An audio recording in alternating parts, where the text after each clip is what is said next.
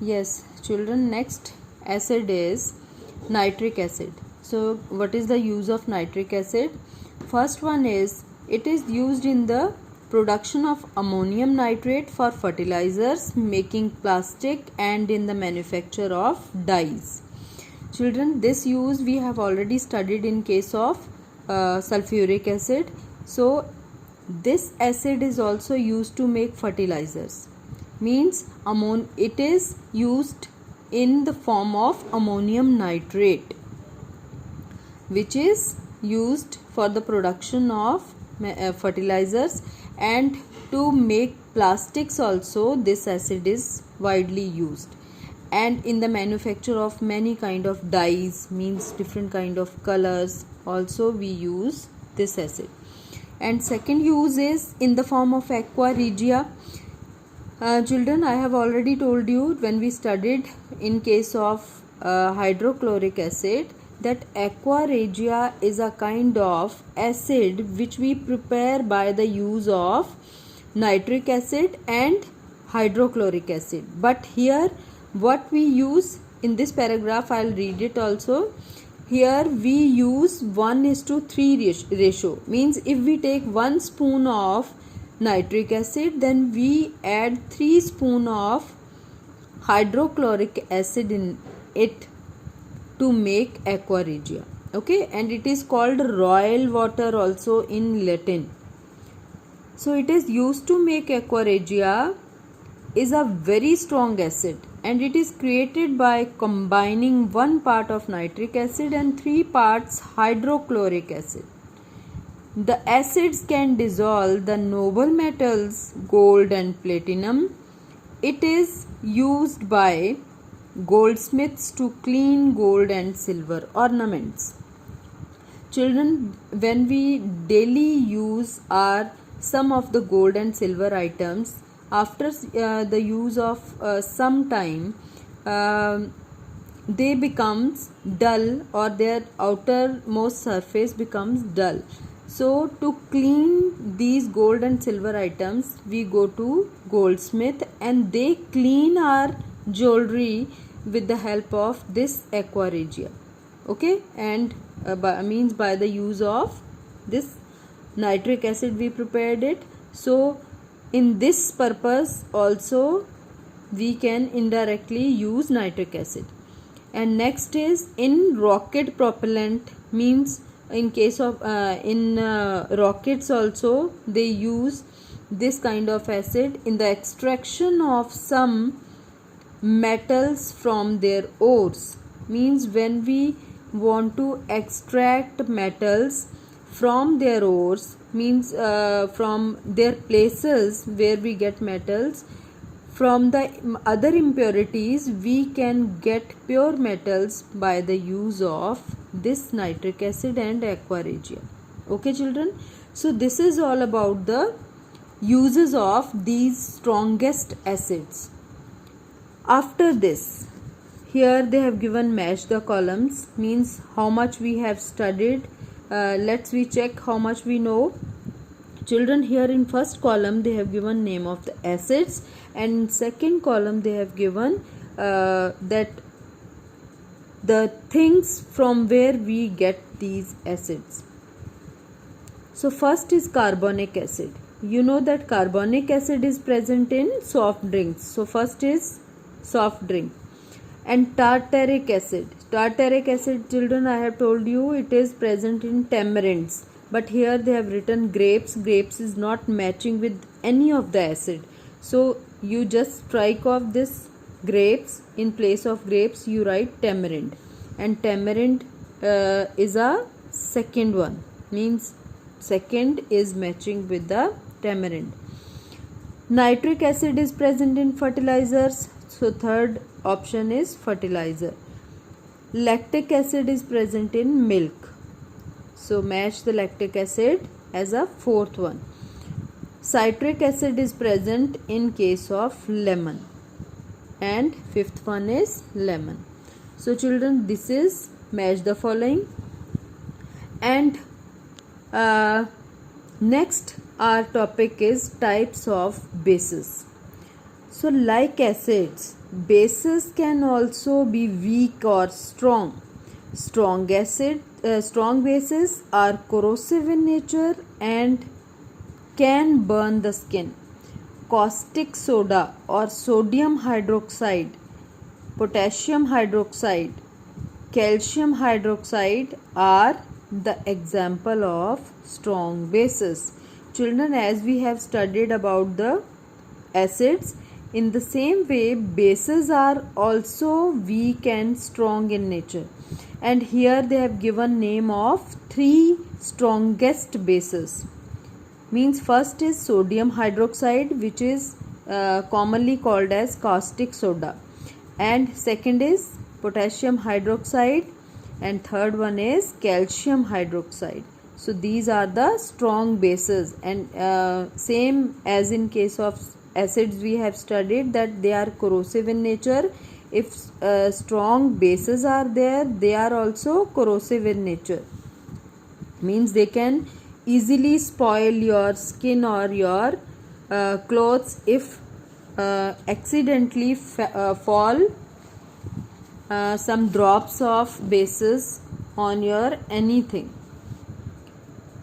And next is bases such as zinc hydroxide and ammonium hydroxide are the weak bases. Children, here are two examples they have given: zinc hydroxide and ammonium hydroxide. These are the two name of weak bases. So next are the properties of bases. Same as the in case of acids we have studied that properties of bases. Let's we study one by one. Following are the characteristics properties of bases. First is bases are bitter in taste.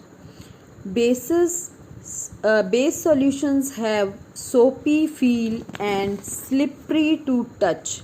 Means this first characteristics I have already told you that all the bases are bitter in taste, and this second characteristic is it is slippery in touch. When we touch any of the base, it is slippery in touch, and we can feel soapy, as if we feel means as if we touch soap and we feel that slipperiness, that kind of feel we can see here also. Bases turn red litmus into blue. This thing also I have shown you through the activity, that when we use red litmus paper and we put in any of the basic solution, then it will turn into blue. Bases react with acids and produce salt and water. Neutralization reaction, children, this is about the neutralization reaction, and we have already studied about this. Some bases such as sodium hydroxide and potassium hydroxide, which are soluble in water, are called alkalis. Means those bases which are soluble in water, they are called alkalis. Many bases are insoluble, they do not dissolve in water, and many of the bases are insoluble in water also. Means they do not dissolve in water. So they are copper hydroxide, does not soluble in water and is not an alkali. Thus we can say that all alkali and bases means all alkali are bases, but all bases are not alkalis. Means here, children, what they given, that copper hydroxide is not soluble in water and is not an alkali. Means this copper hydroxide is not soluble in water, but it is also a base. So here we can say that all alkalis are bases, but all the bases are not alkalis. Okay. So children, here are the properties of bases. So next are the uses of bases. as we have studied in case of acids, that acids also have many uses. In the same way, bases also have many uses.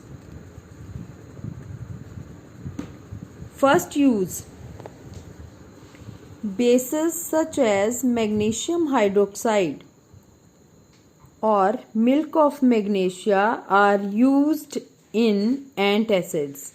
Milk of magnesia we have already studied in the previous pages, that during the acidity problem we can use milk of magnesia, which act as antacid and give us relief from the acidity.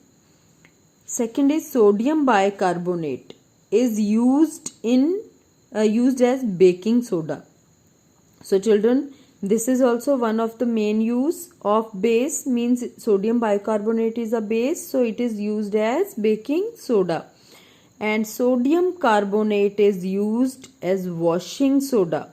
This is used for sodium bicarbonate is used for baking purposes, and this sodium carbonate is used as washing soda, means for the washing purposes, or we can use this kind of base as a washing soda. Ammonium hydroxide is used in the manufacture of fertilizers such as ammonium nitrate. We have already studied in case of nitric acid that ammonium nitrate is a kind of salt, we can say, we prepare by the use of nitric acid and that ammonia. So this is used in the manufacturing of fertilizers. Next is sodium hydroxide, also called caustic soda, is used to manufacture soap and detergents. Children, this is caustic soda is the name of sodium hydroxide, and it is used in soap and detergents. It is also used in the manufacturing of textile, paper, soap and detergents and so on. Means other than many uses also we can use this sodium hydroxide. Okay, so after this, next we will come on calcium hydroxide is commonly called slaked lime and is used as a substitute for cement and is used for whitewashing houses and buildings. It is used in making bleaching powder. Means one property, or we can say one use of calcium hydroxide is this, that it is used to make used in the manufacturing of bleaching powder. And second use is it is used as a slaked lime, means it is used for whitewashing the houses or buildings. Okay, so two uses here they have given for the calcium hydroxide. Slaked lime or quicklime is added to acidic soil to neutralize acidic soil. Children, when sometime that soil becomes acidic after the use of so many fertilizers, again and again soil becomes acidic, and to neutralize this acidic soil, farmers use slaked lime or quicklime. Okay, so children, this is all about the today's class.